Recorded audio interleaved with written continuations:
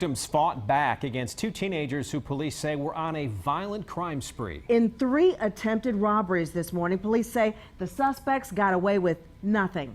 One man stopped a break-in of his wife's vehicle, and then just 15 minutes later, another man shot at the teens as they tried to rob him.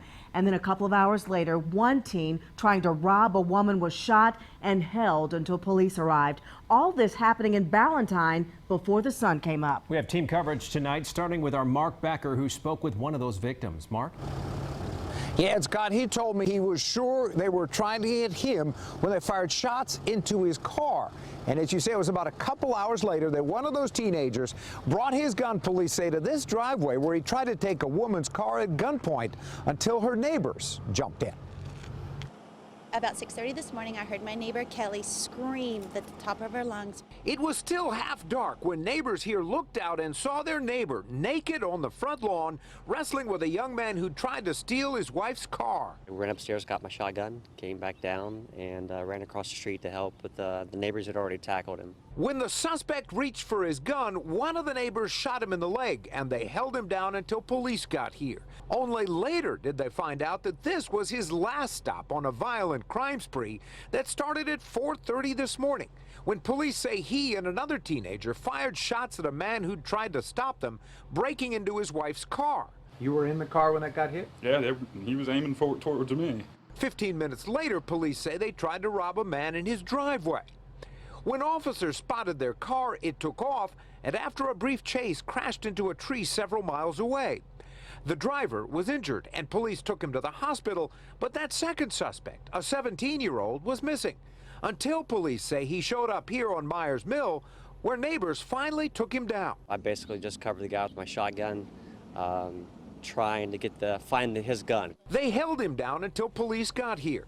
And Burton Fulton says a lot of the credit goes to the man who ran out of the shower to protect his wife. I don't know what that conversation's going to be.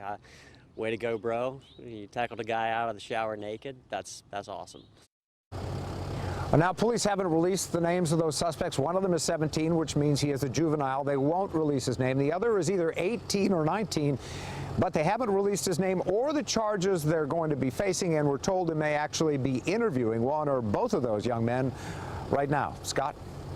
All right, Mark, thank you very much. Now, as you heard, a lot of people are armed these days. These people fought back, in many cases here shooting back. So we want to know exactly how far you can go to protect yourself when something like this happens. Our Glenn Counts is with us live tonight, and you found, Glenn, some of the lines you can not cross, of course, depending on the situation.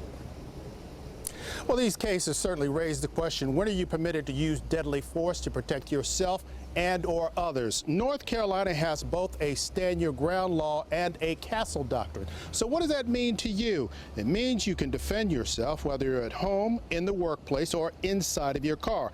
Of course, there are restrictions. The attacker must be armed. You cannot shoot an unarmed man. You also can't shoot a fleeing suspect. In other words, a person has to be a threat, and if they are running away, the law doesn't consider them to be a danger.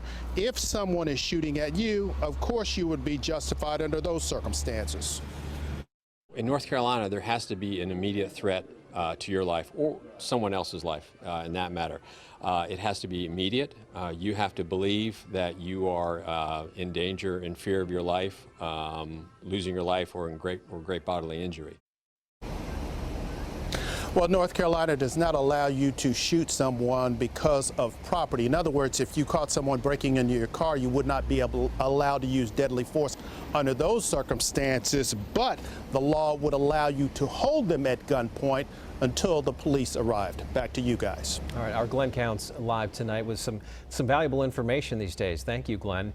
Statistically, Ballantyne is a safe area. We did crime map a 2-mile radius around where all this happened.